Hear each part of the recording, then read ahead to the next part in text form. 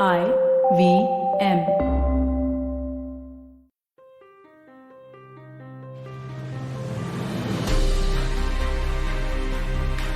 Oh, we are a challenger brand. I'm sure you've heard this before. But what really is a challenger brand? Does it always mean small challenging the big? Can leader brands be challengers too? And what do you challenge if you're actually building a category rather than stealing market share from the competition? Welcome to Speakeasy with Dheeraj Sinha. And today I'm talking to Adam Morgan, the father of challenger brand thinking. Adam is also the author of many books, namely Eating the Big Fish, The Pirate Inside, A Beautiful Constraint, and a few more.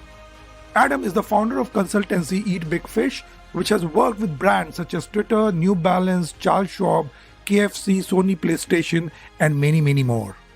Adam and I have been exchanging thoughts on branding and challenger brands in Asia off and on, especially when I'm writing a book. Today we are going to discuss, of course, about challenger brand thinking, the emerging thinking around brand collaboration, and many more such challenges with building brands in today's market. Adam, welcome to Speakeasy with Dheeraj Sinha. Hi Adam, great to have you on the show to talk about various things around marketing, brands, challenger brands, beautiful constraints. How is it shaping up in Asia and from your perspective around in the world? Fantastic, thank you. And I'm up for absolutely anything. You can ask me any question you like, and I'll give you a reply. Amazing! That's Anything. awesome. Yeah. All right. Yeah. Excellent. So, Adam, I just want to start. With the current context of how's the pandemic been and how's work been around with you. I know we had this chat where you said that your culture has been a very family-like culture and staying apart. And I know the world is right now fractured down the whole line of people are saying who needs meetings, right? Who needs offices, right? Everything is going to move to Zoom and so on and so forth. And coming from a advertising agency environment where the energy on the floor was always a benchmark of how we are doing culturally, right? And I remember at times when I saw the energy kind of flagging down, we would put some high-pitched music and make sure that the energies kind of come back. So I wanted to hear from you both on how's work being, and you did tell me that it's overflowing and people are still willing to wait to get the right work done. And how's it been culturally at your end? Yeah, so we're a strategic consultancy. So there's 25 of us. We're based mostly in the US and the UK, but we're a strategic consultancy. And so what we do is facilitated workshops with cross-functional client groups, often flying into a hotel room for 2 or 3 days to bring a challenger mindset to a particular problem. And clearly, we suddenly literally hit a moment in March last year where people weren't meeting up, let alone getting on planes. And that was in our entire business model, just gone in overnight. Yeah. And I thought the game was up. I thought, we've had 21 years. It's been a fantastic run, but I think it's kind of done. And then 2 things happened. One was we literally pivoted in the middle of a workshop. The first day of the workshop was physical. And then somebody said they got COVID in their office. So we had to do the second one virtually. I'd never really heard of Zoom before. And the second thing was clients, your clients, our clients, became addicted to Zoom. Suddenly, this was a really convenient way for them to do everything. So we've actually found ourselves doing workshops in Indonesia from London perfectly happily. It's not to say that they are being done in the same way that we used to, but actually we found that clients have wanted to continue doing the strategic work. That hasn't stopped. They are quite prepared to forgive temporary glitches. They're quite prepared to accept little moments of humanity that otherwise would be absurd in a meeting. So one of my first workshops, we were doing a local workshop in the UK, and the head client, new marketing director, her child came in an hour into the workshop and their pet hamster had died, and she needed to go outside with the kid and help bury the hamster for 90 minutes in the middle of this workshop because it was the child's first encounter with kind of pet catastrophe, and that was kind of okay with everybody. So much to our surprise, actually, the business has just evolved. I mean, clearly, I think it's better in some ways, it's compromised in others, but we're very busy, and I'm delighted about that. But your point about culture is right on the nose. I, like you, kind of born and raised and loved the cross-fertilization of advertising. I like working with other people. I like being across the table with other people. I like big pads and drawing stuff, exchanging ideas and the casual conversations while you're making coffee. And we don't do any of that. We can't do any of that. You can sort of Yeah. try and force it, but it's Yeah. comes at a real cost to our peripheral vision and our peripheral engagement. That's at the root of Yeah. so much creativity, I think. Yeah, I mean, while I'm not missing traveling, say 3 days a week, Yeah.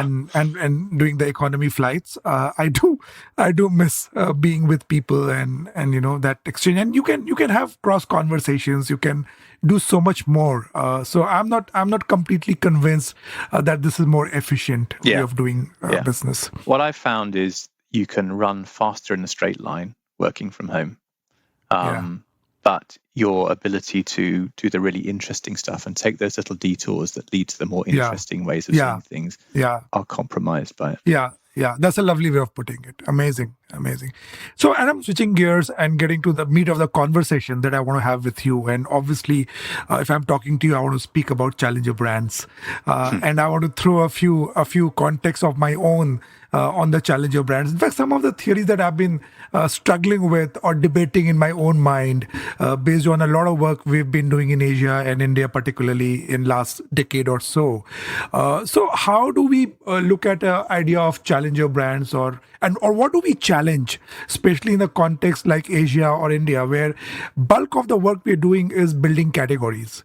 Right. So I'm not challenging a competition. I'm not challenging yet another brand who's got a dominant market share and challenging them. I'm in most cases, if say I'm building a category of streaming videos in India, or building a category of streaming music, or e-commerce, or breakfast cereals, if you like, or say sanitary napkin in rural India. In most of these cases, whether these are technology platforms or even some of the newer categories for which the consumption doesn't go down as deep with 600 million consumers, I'm largely on a daily basis faced with the task of building a category. And what we are kind of batting against or batting with are current behaviors of people. Our enemies are more either current behaviors or some notions, or some behavior change we want to make happen, rather than yet another brand. Right. So in a context like Asia, India, in economies which are still developing, where categories are under penetrated, how do we see the idea of challenger brands, and what do we really challenge? Is that the redefinition that we look at?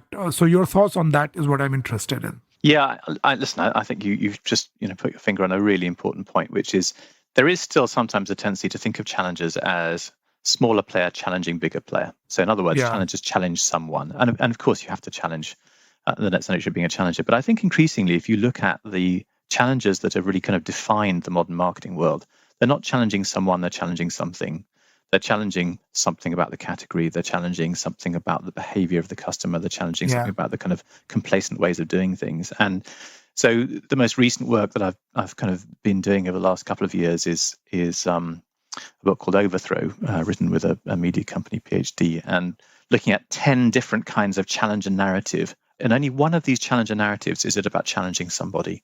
The rest of the time, really, it's about challenging something. So, for instance, next generation challengers say, look, there was a whole way of thinking and behaving at one point that was right for that time. It's a new time. It's a new world. That was then. This is now. It's time for a new way of thinking and behaving around this. Enlightened zaggers say, well, look, I know that the trend is to think of the world like this, and this is the important thing in the world. But actually, really, if you stop and think about it, this is the most important thing. And therefore, this is the way to use and engage with, TV or entertainment, or that kind of stuff. So I think what you've put your finger on is absolutely at the heart of how challenger thinking is evolving very dynamically, with a new generation of challengers coming through. But at the same time, I think there's an interesting tension in there, isn't there? Because when we've talked about this in the past, you and me, one of the kind of interesting conversations we had is, so is it just a land grab, right? Do you not need to challenge anything really? Or do you you're just putting your product out there and making people aware of it? And I guess what I would say to that is, even there, if you don't know what you're challenging, you don't really have a growth strategy, because part of the job that one's doing in that situation, and you as an agency are doing that situation as strategic thinkers, is how do I accelerate this as fast as possible? Yeah. That acceleration, that notion of acceleration in that land grab, has at its heart the notion of challenge, right? I have to challenge as quickly and as efficiently as possible what's the status quo.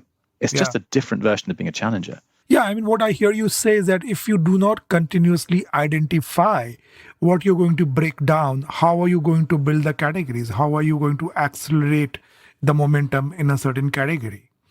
I completely Yeah. agree. I completely agree. There's a lovely quote. So one of my favorite Indian challengers of the moment is the German company Sebamed, who've come in Yeah. and done this very Yes. disruptive stuff. Yeah.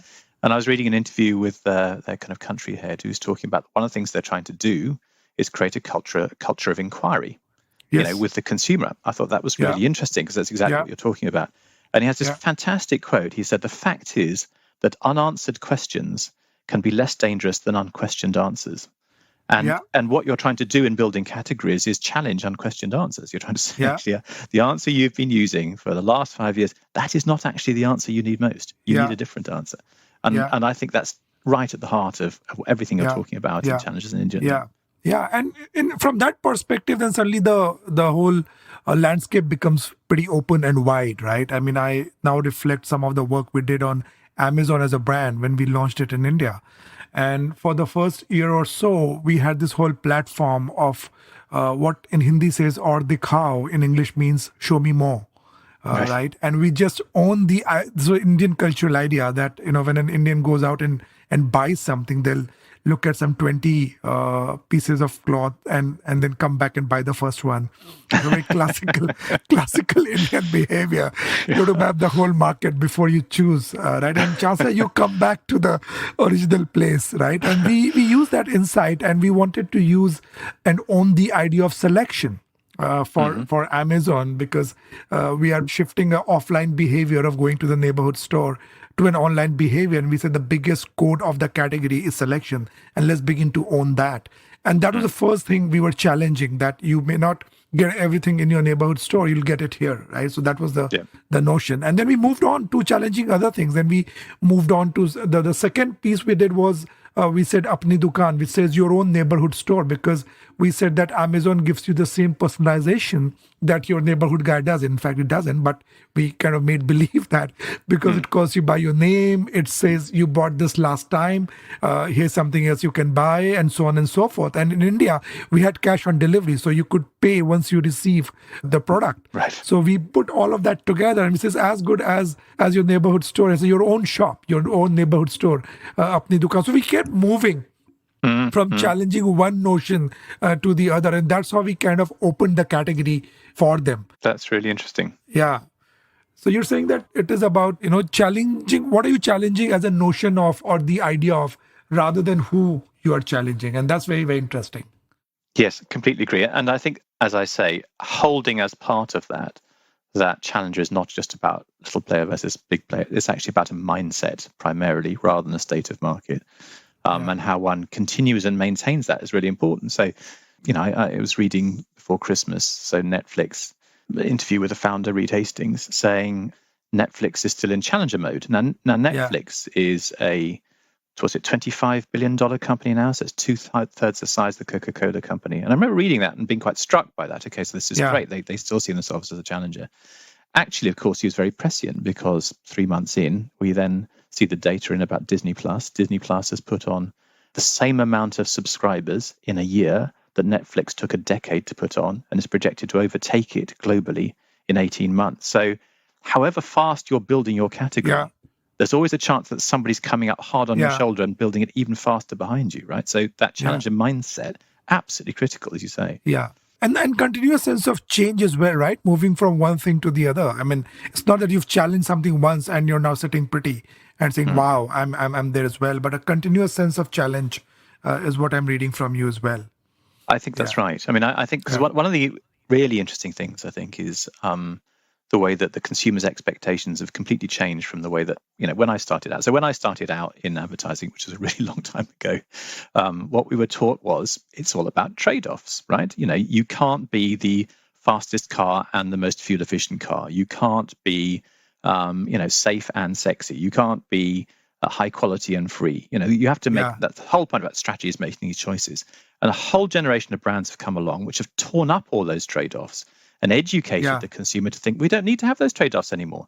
So Yes. I'm calling this new generation of consumers Uber's children, right? Because they've been taught that they can have it all, probably free or certainly at an incredibly cheap price, Yeah. because somebody else is going to pick up most of the tab for that. And so their expectations, I mean, they're really demanding bunch, as you know, and Yeah.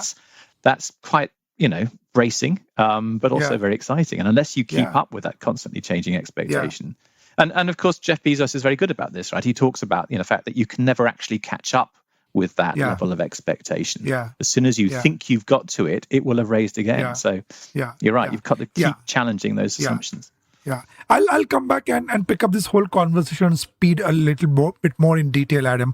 But before that, I have another kind of context to throw on the challenger brand theory. And see, one of the things, at least I realize for India and Asia as well, is that it's a very high power distance culture, right? So hierarchy is embedded, and in fact, strangely, in the Indian environment, a lot of youth, for example, seek mentors, and they like the organization almost to be like parents, right? Really? So Right. Yeah. there's a continuous search for a sense of hierarchy. There's a continuous search for a sense of who's the leader. I mean, the culture is so obsessed with building heroes, for example, and gods and so on and so forth, right? So there's a kind of a obsession with hierarchy and power distance, right, across Asia. And in some ways, there's a need to say, okay, who's the leader, right? Who's the leader of the pack, whether in life, in culture, or in the category, right? Yeah. And I have this story that I tell that, I mean, in India, the airports have been kind of modernized in last decade or so. So about a decade earlier, you went to the Delhi airport, right? There was one door, there was one gate to enter the airport, and the queue went all the way back, almost till the main road, right? And everybody's standing. There was a sense of assurance, perhaps, in that everything's fine. And suddenly you had these new swanky international style airports and 24 gates, and all of those gates are fine. And you went back to this airport, right? And you saw that there's still one long queue on gate number 1, which goes all the way back up. And all the other 23 gates are empty, because somewhere in their mind, people are thinking that if there are so many people standing in this line, there must be something right about it. Why make a mistake by going anywhere else, right? So there's a certain comfort in numbers over there. And I looked at that, and I carried a study where I went back and looked at across categories, and I realized that almost all the categories, depending on how fragmented you were, top 70 to 80% of market share was being explained by top 2 or 3 players at best. Right. So, I mean, there's a car brand in India, which is Maruti Suzuki, which is Suzuki in partnership with the Indian players. And they just keep growing bigger and bigger. Right. It's not that they have the best cars. I mean, there are other German players with sturdier and more effective motoring technology. But Suzuki wins because people realize you can't go wrong buying a Maruti. So I right? hear that. I absolutely hear that. And I understand that's culturally true. And yet I am fascinated by what is happening to Hindustan Unilever at the moment. So you've got local brands taking on acts with very famous kind of advertising, essentially saying that when you spray yourself with Axe, most of what you're buying is gas, really. You're not getting the good stuff. We have more perfume in. And they've completely changed the landscape to the deo fragrance category in a really short amount of time. Again, I love that Sebamed stuff. So what it demonstrates to me, I think, is, yes, I accept that is a kind of a cultural challenge for any challenger. And yet there are people who are doing it, but they're being quite dramatic in terms of forcing reappraisal. So you can't be too nuanced and subtle, I think, is my feeling about this. You've got to say, actually, you know what? You are being shortchanged with your current choices. There's a much better way of doing it. And it's still possible, therefore, to be a successful challenger. Is that fair? Sure. Or would you also say, just to debate this a bit more, would you say that it's the leader, it's leader's job as well to challenge, right? I mean, and show the new way. I think that's absolutely right. Right. And this comes back to being a challenger, being a mindset, right? I mean, I think you could argue that one of the big changes over the last 20 years is it's not that challenger mindset is only relevant for small brands. You could argue that the only way to maintain market leadership these days is to retain that challenger mindset that got you there. Because if you don't, someone is coming up hard on your shoulder and they will eat you. That's an interesting one, right? And that, again, brings me to this whole construct on speed that I wanted to have a chat with you about, right? I mean, again, none of the marketing theory and none of the business theory ever speaks about speed. In fact, the more you read about all the theory, it's about long term, right? The brand is Mhm. in the long term and it takes time. And everything which is about the short term is left to, say, tactics. And that's not strategic at all. And you look at that, and then suddenly we see, for example, a lot of brands we built in India. They've been built in last 5 years. A lot of phenomena that you see that have come up in India have come up in last 5 to 6 years, right? I mean, so whether it's Amazon, Spotify, Phone Pay, all of these brands have come up and become really, really huge, like 400 million consumers. I mean, Geo, for example, 600 million internet users in 4 years, 5 years time band, right?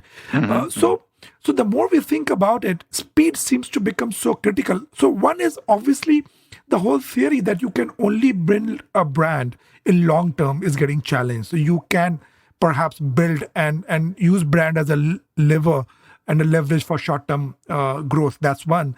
Second is what we are learning also is that if you wait far too long for success, right, there is, as I was talking to you, there doesn't seem to be a gradual kind of a bell curve of adoption and so on and so forth. Most phenomena which become successful, or most brands which are getting success, have a hockey stick shape. So you boom to adoption and suddenly you become a phenomena. And it's also in some sense that if everybody's using it, you must be good. And it kind of catches on very, very quickly. Or you're gone, right? I mean, you get rejected and you're out. So speed is important there as well. So if you're waiting far too long to get adopted, and if you're not turbocharging your efforts right up front and not being able to make that escape velocity, chances are you're going to fall off.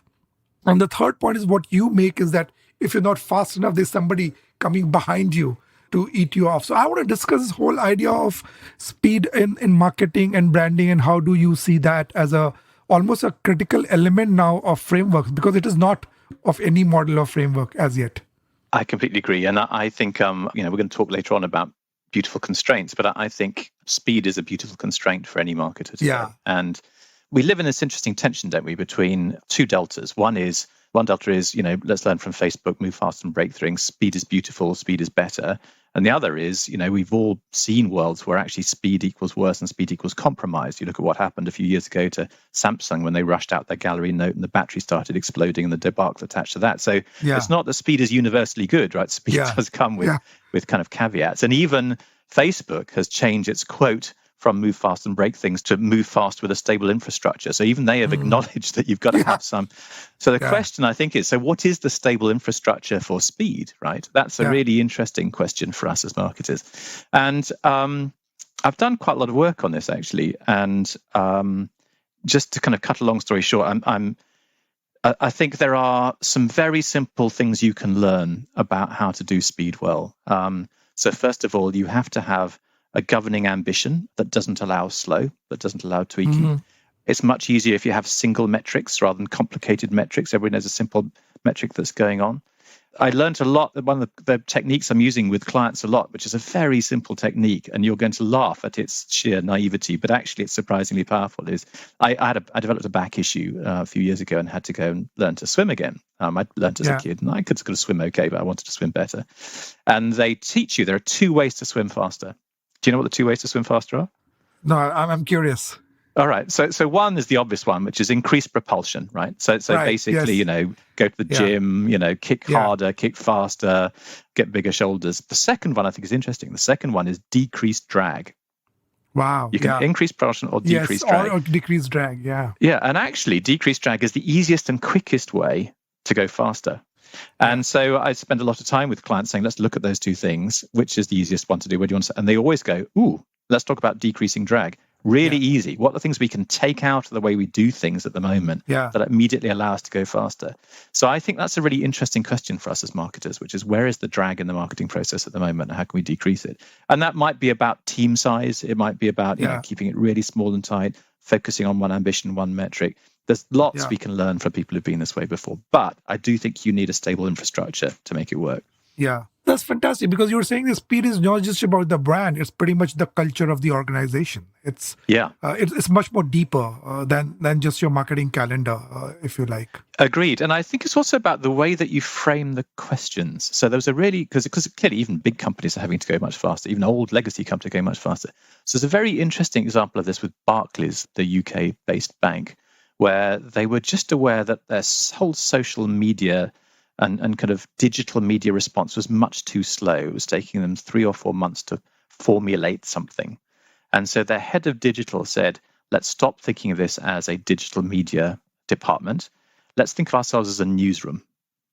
Amazing. What happens in a newsroom, right? You can't wait 3 months to respond to a news item. Okay, you've got 24 hours at most. So how would a newsroom behave? So that frame by that leader completely changed the whole approach to speed in a much beneficial, and they learned from different categories. So I think it's as much about helping leaders reframing how we need to think about this as simply saying, let's go faster. Yeah, interesting. I mean, we did something, in fact, at the onset of the pandemic in 2020, the last year, we launched a framework that we called 036, right? So we said, what's your strategy in 0, which is now? What's your strategy in 3, which is 3 months from now? And what's your strategy in 6, right? Because we realized that everything was so focused on long-term strategy. And suddenly, when everything changed, there was no framework to do strategy for the short term, because short term was always left to tactics. And that reframing helped a lot, because we were running workshops, asking clients questions. How could we change the business process at this point in time? Right. And in fact, we did one of the pieces of work for one of our clients called Shadi.com, which is a matrimonial platform. So they get arranged marriages done through digital platform. But that's an interesting proposition by itself. But we shifted marriages online, and with the works, right? The Great Indian Big Fat Wedding, right? With music and Bollywood and Hina and everything online. And we built a platform for that as a result of one of these workshops. So you're right. I mean, just reframing the question and reframing what you're looking at is a very interesting lever for speed. Yeah, I think that I love your example there. The other thing I'm really intrigued by with speed is the relationship between speed and trust. So that very famous kind of study where Google looked at the small teams within Google and where they'd had the biggest impact, and what were the 3 or 4 success factors. And the most important success factor for small teams having a big impact in Google was psychological safety, the feeling that I could kind of say anything. And it reminded me when I was doing interviews a few years ago for A Beautiful Constraint, I interviewed a couple of Navy SEALs. So these are kind of special forces in America, and they talked about their training, because clearly they are going in. These are small groups doing things really quickly and getting out again. I wanted to know what business could learn, if anything, from those. And they talked a lot about, the training is really grueling. You have to stand in freezing water for 12 hours. You go to the desert for 5 days without sleep, you do all this kind of stuff. But the point they made was the purpose of all that training is not really about mental resilience or fitness, important those things are. What it's about is trust in the people around you. SEALs operate in groups of 4 or 8, and it's absolutely essential if you're going to do something with a small group really quickly. You absolutely trust each other's judgment.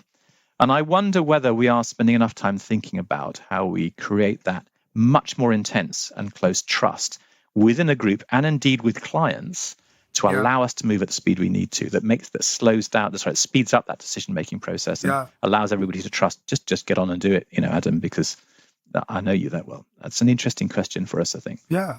Particularly in this more virtual environment, how do you rapidly accelerate trust in a Zoom relationship? That's one of the key tensions, I think. Yeah. In fact, while this is much more deep, I think at a certain level, it also works for how brands can build trust with people, right? And my often thing is that imagine for brands which do one television commercial once in a year, my question is that how would your wife or girlfriend feel if you had to speak to them only once in a year? Yes. Right. And therefore, the case of having conversations far more frequently and having far more interesting pivots to the definition of your brand, so that you can talk to people far more often. And the more familiar you get, the more you talk to them, the more often you talk to them, chances are you can build trust with speed even in that context. That's fascinating. So do you think then that one of the primary roles of something like digital is that kind of continual conversational relationship that builds trust? Yeah, because the fact that I'm there and I'm familiar, right?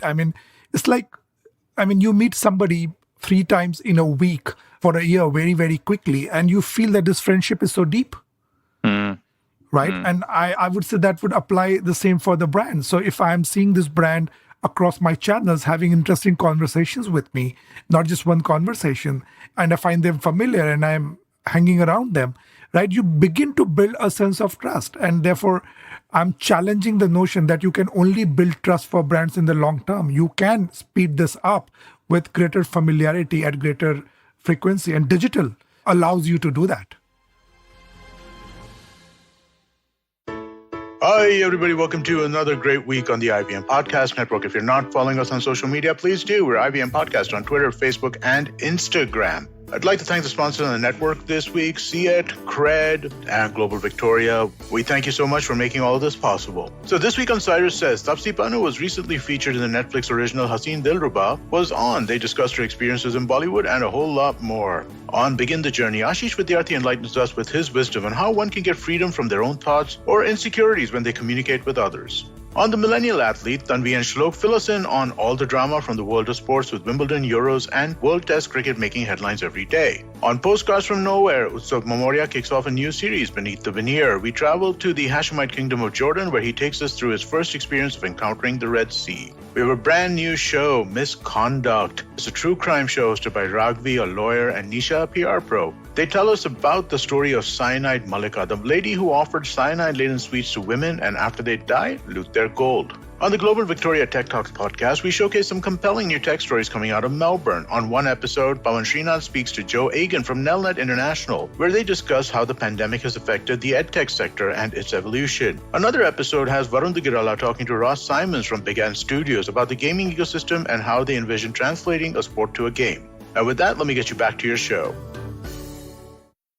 So welcome back, Adam, from the break. It's been a great conversation talking to you about speed and challenger brands. I mean, the whole idea of the fact that it's not a one-time strategy, right? You have to continuously keep at it, whether you're building trust, whether you're building a position, and so on and so forth. I want to switch gears a bit, and I want to talk to you another favorite topic of yours, which is collaborations, right? And you've been talking a bit about it, and the whole idea that the only way we've seen collaborations is between, say, two fashion brands coming together and bringing out a line. But what I'm seeing, for example, in markets such as India, is that collaboration is so key because some of the tasks that you are kind of attempting is so mammoth, right? I mean, you're trying to educate a bulk of rural India on why sanitary pads are important and hygienic and so important. You're trying to keep girls in school, in case of, say, Whisper and Procter & Gamble. You're trying to get education down to the mainstream through channels like Google and YouTube and so on and so forth. So the task in many categories is so huge that if you're able to ride each other's infrastructure, so if a video service provider rides internet service provider, boom, you go from 4 million to 600 million overnight. Right? Because you're using somebody else's kind of facilities in that way. So this whole idea of collaboration, doing it together, it brings a lot more energy and resources in the task that we are attempting in building categories. And more importantly, it allows us to ride each other's infrastructure and not having to build it all by ourselves. So one of the, for example, conversations we are having right now is with Netflix. Where we are their agency on building collaborations with other brands. We're not the agency for marketing communications. We are, in fact, saying, how do we build a particular piece of content and map it to the code of a certain brand and help build partnerships? Fascinating. Right. So that's an interesting area. And I'd like to know your thoughts on how could we do this better and what are you seeing happen around you? Yeah, well, my interest in collaboration was kind of re-kickstarted a few years ago. I went to see a guy speak who's called Professor Sir Lawrence Freedman, who's the head of military warfare at King's College London, the university. And he'd just written this huge tome called Strategy. You may have read it, but it's a really exhaustive analysis of strategy, all the way from chimpanzee colonies through all of world history. And I mean all of world history. It's a really big book. I should pick it up. I haven't read it, all the way up to contemporary politics. And he identifies 2 or 3 key themes in strategy through all of these things. So one is adaptiveness. So he starts the book with a famous quote by Mike Tyson: "Everyone has a plan till they get punched in the face." But one of his other key themes is alliance and coalition. And so the point he makes is it is inherent in strategy to actually partner and collaborate with others. So, for instance, in the chimpanzee colony, how do you take down the silverback? Well, you don't try and do it on your own. You get a few of you together. You wait till the silverback's looking a bit peaky. You hustle them off into the jungle, and you work out how you're going to run the place on your own. It's inherent, and yet so many of, and certainly historically, my clients when I was in advertising, and indeed until about a decade ago, they tried to do stuff on their own. They had a head of partnership who sat in block 3, level 4. You never saw them except for once a year. And the notion of partnership was usually to do with distribution arrangements rather than anything else. But what you're talking about, which I have a lot of energy for, is a much more fundamental form of collaboration. Yeah. And my interest, actually, funny enough, I think partly because clearly, India is a kind of enormously exciting growing market in the way that the UK isn't, for instance.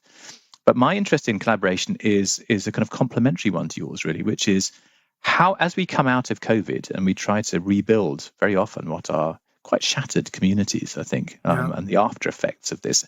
A lot of these after effects are not yet visible to us, certainly in the UK and I think in the US. We haven't yet seen the damage, but it will become emergent to us. How are we going to do that? And I'm really interested in how brands and entities and businesses will need to collaborate much more to create sustainable long-term solutions. So went off to a couple of years ago to interview a guy who works in a building society, which is essentially a mutually owned bank in the north of England. And they were trying to, they were kind of challenge a very little resource, but wanted to genuinely be a physical presence in local communities where there weren't banks anymore.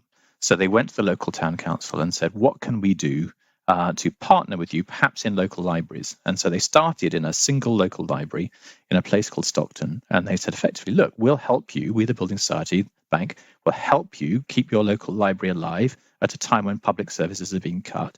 In exchange, you give us a very small part of it, nothing like the counter of a normal bank, very small part of it. And what's been interesting is the exchange of learning that's occurred. So the Building Society, first of all, it's been an enormous success. It is they have the fastest number of sign-ups in that branch, even though it's not a branch, it's a library. On the other hand, people are going back into the library after 30 years of not being in a library and thinking, oh, this is interesting. Libraries have changed. So the library's relationship with the community is going up. The people who work in the Building Society have to stop at 4 because they have to come and help the kids who are coming in for read with teacher sit down. So they feel engaged, excited, part of what's going on. The Building Society has learned how to work with really small formats, which is going to be really useful for the future. So it's an exchange of culture, it's an exchange of learning, it's an exchange of understanding, much more than a kind of a flag of convenience. And everything you're talking about is about that saying, yes, of course, there's a kind of mutually beneficial alliance and partnership here. But I bet at the same time, there is an exchange of learning and understanding going on, and those kinds of deep collaborations you're talking about, which will affect each culture and the way they think about their future in a very intrinsic way, which is much more than Adidas partnering with Rapstar, which is a form of news or novelty. So I think collaboration is, in a sense, an unhelpful word actually, because there's so many dimensions to it. But it's that deeper collaboration. I agree with you. That I think is at the heart of new strategy. And I wonder if we should start thinking about what new strategy versus old strategy is in that regard. Yeah, because that also raises question. There's so much in the old strategy being about competitiveness and about, just being different, and the resources are limited, and your company and your brand needs to grab an unfair share of it. That's what strategy in many ways has been about. And now we are saying that we are better together, rather than a view of the world which says resources are limited and my only job is to build a competitive advantage, right? Yeah. So some of that needs to be recalibrated as well, I would imagine, because you need to begin to see, it's the conversation I was having with Sapna Chadha of Google, where she said that despite the fact that we have YouTube, it's all right to partner with, say, Spotify, right? Now, that's a beautiful way of saying, yes, we compete, but we can also be friends and we can do greater things together. That's nice. And my understanding is that Nike now has this concept of what they call pre-competitive spaces. So it says, look, big challenges, right?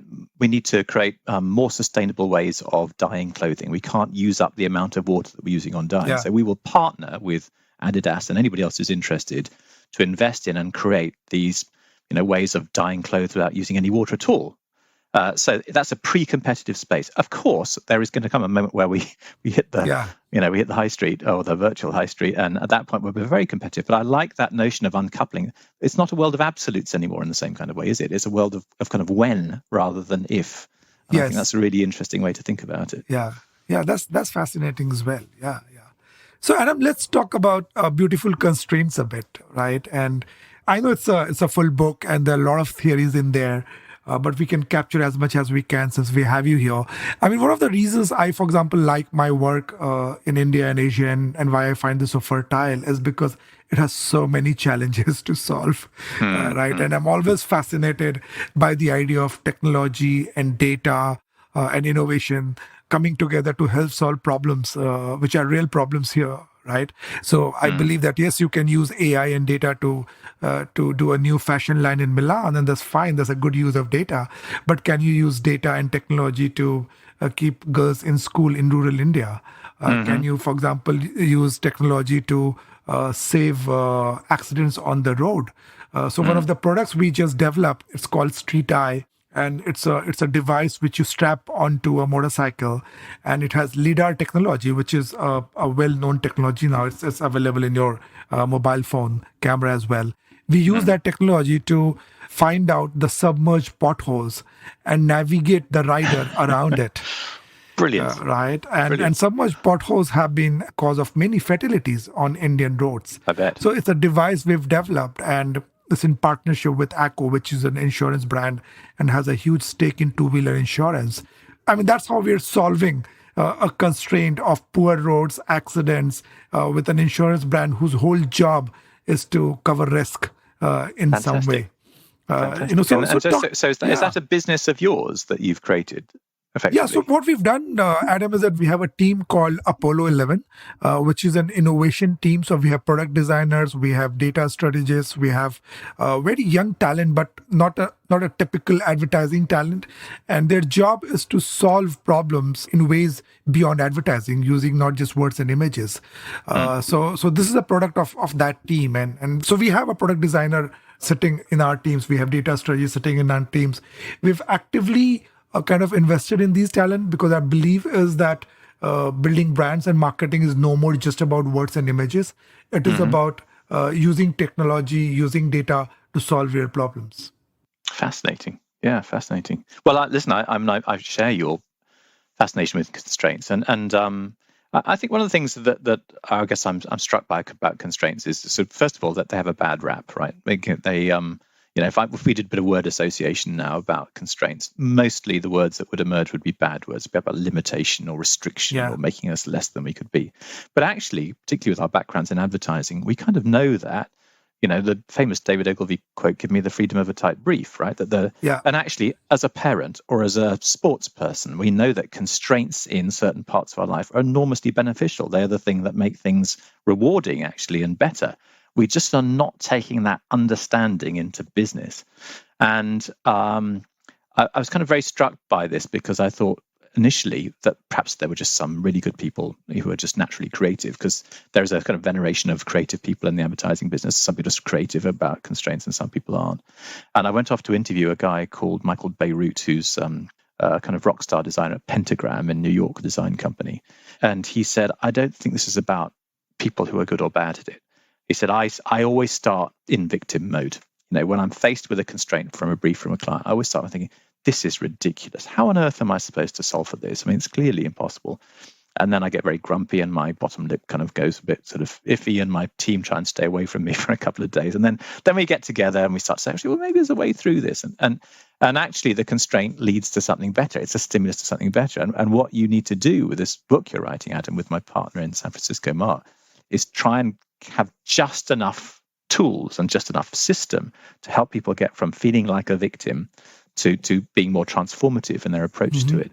Yeah. And I wrote it in part, and Mark is the same. We've got we had at the time kind of sort of teenage / early children in their early 20s. And I genuinely believe that our ability as individuals and indeed as groups to understand how to turn constraints into sources of opportunity will define our happiness and success in our personal lives as well as business, and indeed as citizens of the planet. We have to do it, right? The planet demands that we find ways to turn our constraints into opportunities. So a beautiful constraint really is about sort of 5 or 6 kind of key frameworks and tools in helping people understand that. And I'll just talk about a couple of them that I think the kind of center of gravity is. Because a lot of it is what we were talking about earlier, which is framing things in a way that make you question assumptions, right? Yeah. So that the first is was inspired by. Can I take a few minutes to tell you a story? Is that right? Yeah, absolutely. Yeah. Okay. I was going off to see Tom Ford, the kind of designer, entrepreneur, businessman, speak on stage in a cinema in London. And he was talking about his first film, the film with Colin Firth called The Single Man. And he was being interviewed by this journalist from the Times of London talking about, and he was very confident and talking about his authorial vision and Colin Firth and filmmaking and that kind of stuff. And then the woman said, right, any questions from the audience? I put my hand up, and he saw me and he pointed to me and he said, yes, badly dressed man at the back. And I said, I've heard, Mr. Ford, that you describe your catwalk shows as filmic. What have you learned from the world of film that you've applied to fashion? And what have you learned from the world of fashion that you've applied to film? And his body language changed completely. He went from his alpha pose to kind of leaning forward and putting his hands together. And he said, what you have to understand, he started talking about constraints, right? He said, what you have to understand is in a catwalk show, you have 13 minutes. He repeated it, 13 minutes. And he said, and you have a very cynical, seen-it-all audience. You've got all these celebrities waving at each other. They've seen 5 shows already today. They'll see another 16 tomorrow. And yet you have to convince them that yours is the most exciting vision that they have seen in Shanghai or Milan or Mumbai or wherever this fashion show is kind of appearing. So he said, you have to have a very clear vision and you have to tell it very dramatically. Boom, act 1, models come out, turn the lights down, the music up, boom, act 2, on you go. And then he said the thing that absolutely nailed me. He said, my ambition by the end of that 13 minutes is to get the entire audience breathing in and out at the same time. I will know that my catwalk show has been a success if, as the last supermodel leaves the stage, I can hear the entire audience exhale as one. That's amazing. And first of all, what a KPI that is. Yeah. I mean, talk about new metrics. What a KPI that is. But secondly, think about what he's doing there. So this is all about the relationship, isn't it, between ambition and constraint. So normally, if a constraint is imposed on us, we lower our ambition. We think, I've only got 13 minutes, very cynical audience. What can you really do? What's our metric? The metric is I kind of want them to remember this till next week. He doesn't do that.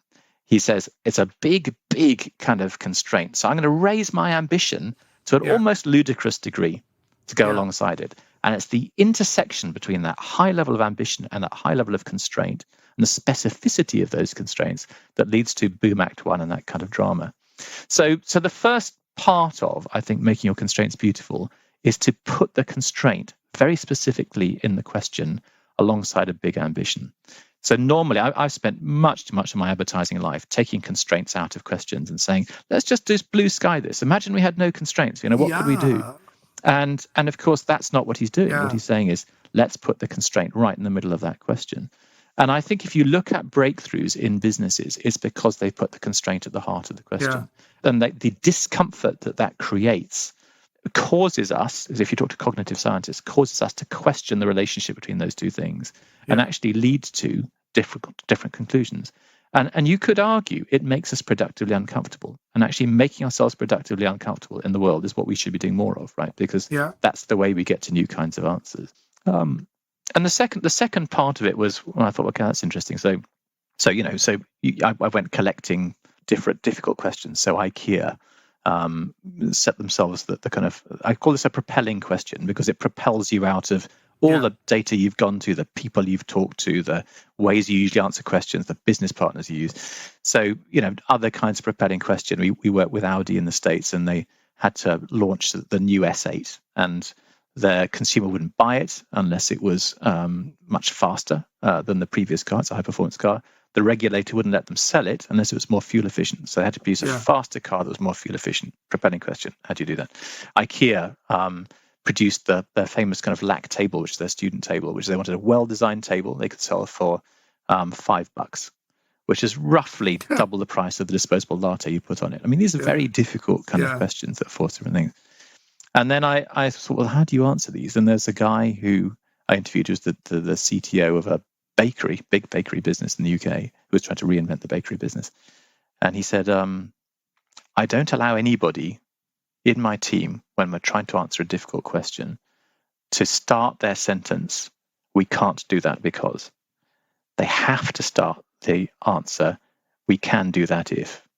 We can do that if. And it seems like a kind of small nuance, but actually I think it's quite profound. It's amazing. Because, isn't it? Because it does three things, I think, which are really important. One is it keeps all the energy in the conversation in the team around what you want to keep the energy on, which is how do we answer this question, rather than allow it to drift into a different question, which is this a question that could be answered? Secondly, it keeps optimism and curiosity alive at the same time. And there's a lot of evidence, as you know, from the work around kind of grit and tenacity, that the more optimism you can create in a team up front about their solution, quite apart from what the solution is, the more likely they are to hurdle the speed bumps and corporate antibodies that come their way later on. Yeah. And the third thing is, if you believe as a culture that we are the stories we tell about ourselves, we can tell the story about ourselves that we are inventive people who find lateral solutions to difficult problems. We can't do that because it says we are people who tend to fall at the first hurdle. So what a lot of what the book is about is kind of creating a kind of can-if map that then prompts different starting points. So it's just enough stimulus for a team that wants to try and approach it themselves. No, that's fascinating. In fact, to your point on saying ideas around constraints and how they're so fascinating. And I've been in workshops with some facilitators, and they suggest just think without any constraint. And at the end of the workshop, you say, "Wow, pat yourself on the back. You've got 115 ideas. Awesome!" And none of those 115 are usable because they're all totally out of the constraint, right? Exactly. In fact, my partner Raj and I at Leo Burnett, we run something called as a Fight Club. So what we do is we get all our 12 executive creative director teams, and we give them client briefs, real business briefs, right? And these briefs are not supposed to solve for a TV campaign. They're supposed to solve for a real business problem. So solution could be a product idea. The solution could be a distribution change or anything, or it could be a technology platform. And we bring these 5 clients and these 12 teams together, and they work on it for a month. And then we bring the clients and we give them the solutions. And some of the really fantastic out-of-the-box solutions have been found using these briefs or constraints in your language, as you would say. Oh, fascinating. Okay. Could you give us any examples?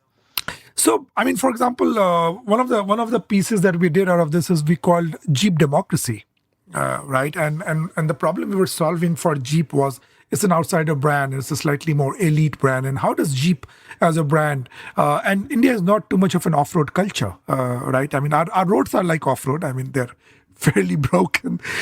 So the whole idea was how do you get a brand like Jeep closer to India as an emotion?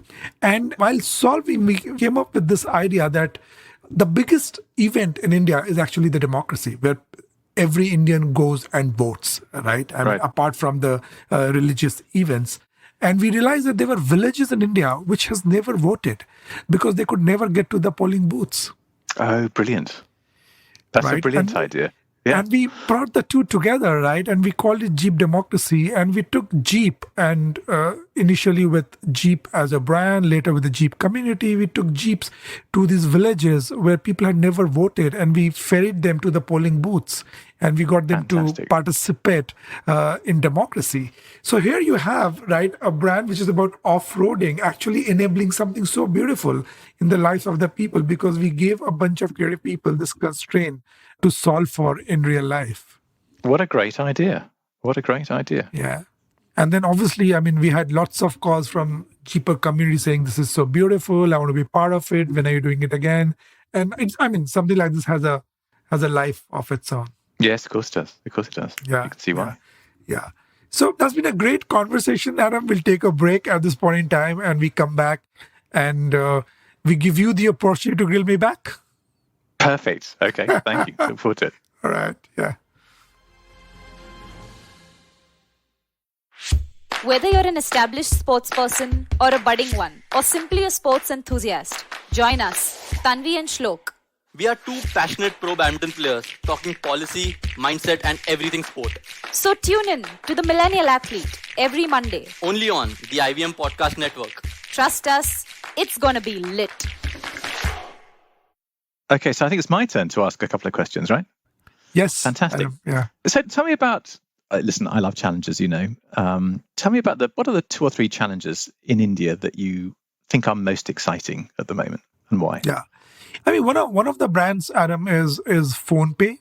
It's a brand that we are working with currently, and it's a digital payment solution. When they started working with us, they were competitors to Google Pay, right? And you take a brand such as Google, it's such an omnipresent brand. I mean, everybody loves it. And we were talking to the founder of PhonePe, and he said, how do I ever get past something such as a Google in payment system? I mean, everybody knows them in rural India, on the road, the roadside shopkeepers, everybody knows them. And the millennials love them as well, right? Here's a brand which has an appeal right from the roadside of India to the elite sections of India. And they just are such a familiar brand that they just need to say that they're in payment and they'll grow. And PhonePe was like, that's my real challenge. Can you help me beat Google Pay? And, and we started working on that brand. And kudos to them. Obviously, I mean, a large part of digital payment is the distribution and acceptability and so on and so forth. And they worked really hard on that. But one of the things which worked for us in building that brand is that we pretty much pretended that we were leaders of the category. Right? We pretended that we were the leaders of the category. And as leaders, to the conversation we were having early today, as leaders, we challenged all the constraints of the category. So we said, why can you not pay fast? You can pay through PhonePe. What all can you make payments with on digital? You can do all of it with PhonePe, right? Where can you make payments through digital? You can do it with PhonePe. So we took on all the challenges of the category as a challenger brand and played that as a leader brand. And last quarter, in fact, PhonePe exceeded Google Pay. Really? So they are now the number one digital payments brand in the category. So I would say that's one big brand to watch out for. Yeah. Fantastic. And so in doing that, did you effectively, you think, influence the culture as well? Or was the culture already there and they just needed pointing in the right direction? I think we built a lot of cultural behavior because the culture is extremely comfortable with cash and very comfortable, if at all, with card to some extent. But we did shift the cultural needle. Some of it, obviously, I have to say, Adam, also got its impetus from the environment. I mean, the fact that there was a demonetization in India about 2 years back where they barred use of cash overnight, and that changed a bit of a behavior. And pandemic itself, because people were scared that the notes carry the virus to some extent. So it also got impetus by the environment. But the fact that PhonePe managed the leadership was because we managed to challenge the category and the current behavior and pretended that we are the leaders, if you may like. Well, so let me ask you one more question before you can ask me a couple of things again. One of the questions I loved that we were sharing when we were just thinking about what would be fun to talk about was your question, which is, how do you rise up after failure? And I'm happy to answer it from my point of view, but tell me, how do you do it? How do you rise up after failure? Yeah, that's a tough one. But to my mind, it's as simple as showing up every morning. Right, I have reduced it almost to a reflex behavior.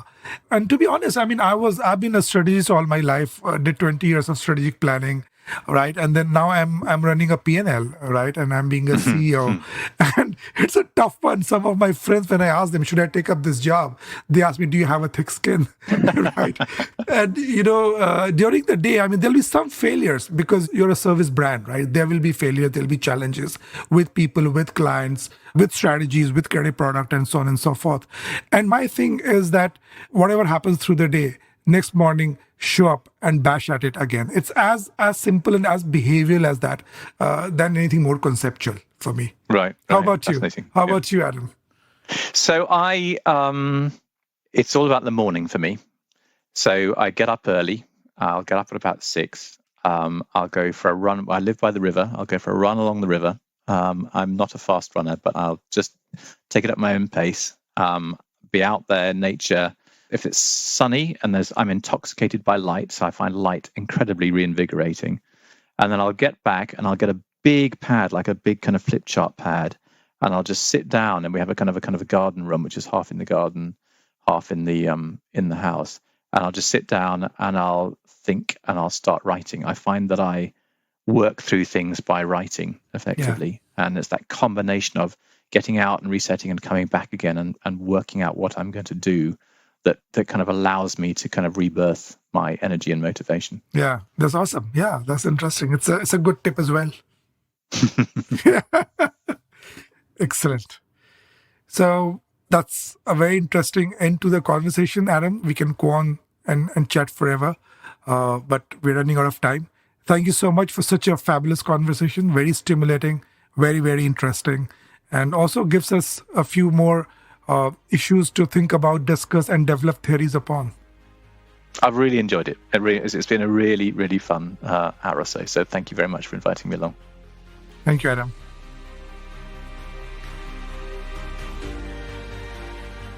One of the most important learnings in today's conversation was Adam's example on the need for speed in challenger thinking.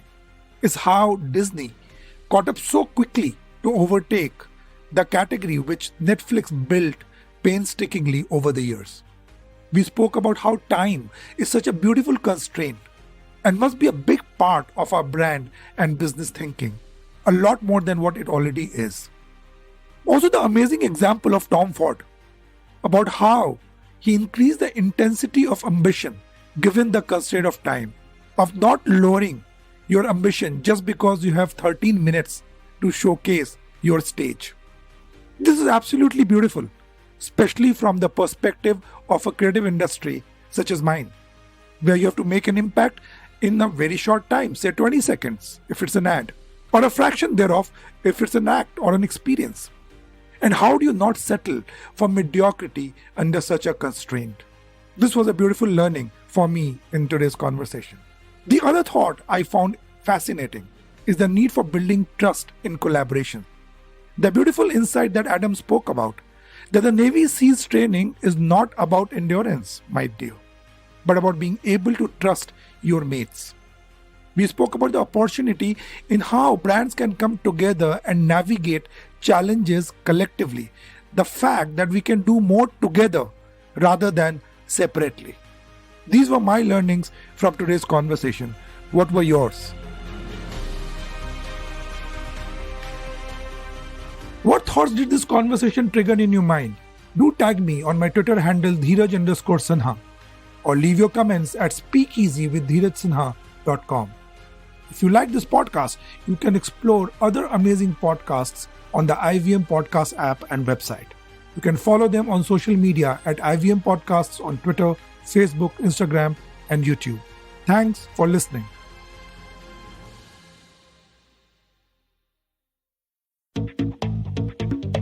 We live in an age of disruption, of immense change in every aspect of work, life, and business.